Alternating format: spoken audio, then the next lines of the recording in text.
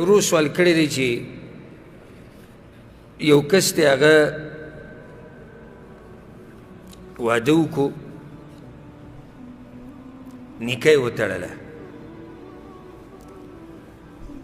او څه وخت بعد دې سړي د دې ښځې نه زړه بس تور شو چې زه طلاق وم سوال دا دی نو دې طلاق باندې به څه احکام بنا کیږي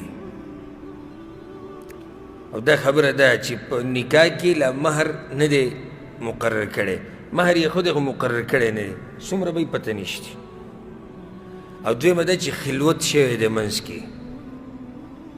یعنې ښځه او خاوند جدا شوي دي نه دی چې کوروالی نه دی کړی خو صرف میلاو شوي دي او سړی طلاق ورکوي الجواب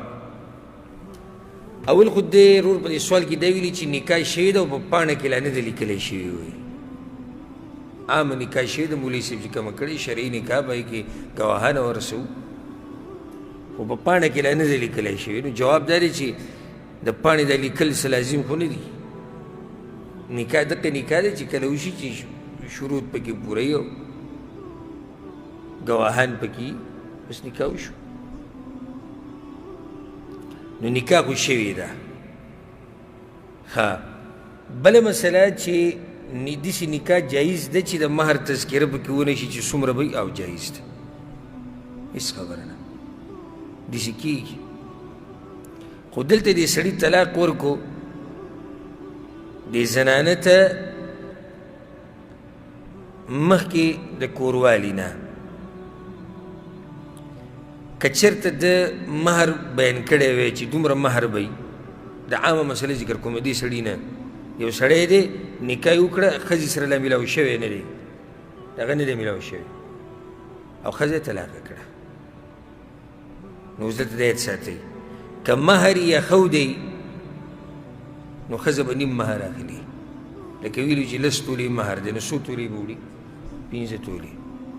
ښه په دې ښځه باندې به عدت نه وي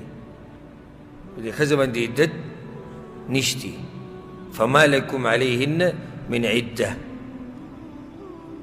بیا پې عدت نشتی او که مهر یې وله نه یې ښودی یعنې نه یې واضحه کړی چې څومره به او ښځه یې طلاقه کړه نو د هغې دپاره بیا متعه ده متعه څه ده ومتعوهن علی الموسع قدره وعلى المقتر قدره قرآن کې الله ذکر کړی د وس مطابق بوله جوړه جامه ورکړي د وس مطابق لکه چې مهر لا نه یې ټاکلی شوی نو د وس مطابق د عرف مطابق چې څه مناسب دی هغه به وله ورکړي دا خو عامه مسله ده خو د دې ورور دا مسله داسې ده چې دی د دې ښځې سره میلاو شوی دی و دې کې د علماو اختلاف دی چې دې میلاوېدو له اعتبار شتي او که نه که نه لازم به کوروالی کوي او صحیح خبره دا ده چې ښځه او خاوند جدا شي و دې جدا کېدو دپاره شروط دي داسې جدا شي چې څوک یې نه ویني دا پکې شرط او داسې جدا شي که د هلک وغواړي نو کوروالی ورسره کولی شي منع کوي به څوک نه نو په داسې حالاتو کې داسې شو لکه دی چې د ښځې سره پوره میلاو شو نو مهر به نیم مهري او دې زنانه باندې به عدت وي که نه به چې میلاو شو عدت به وي که نه به وي ای به بیا پې عدت هم شتي او مهر به م ورکوي نیم پوره مهر به ورکوي نیم خو هله دی چې کله نه یې میلاو شوی ښه او چې کله داسې چې مهر یې لا نه دی ښولی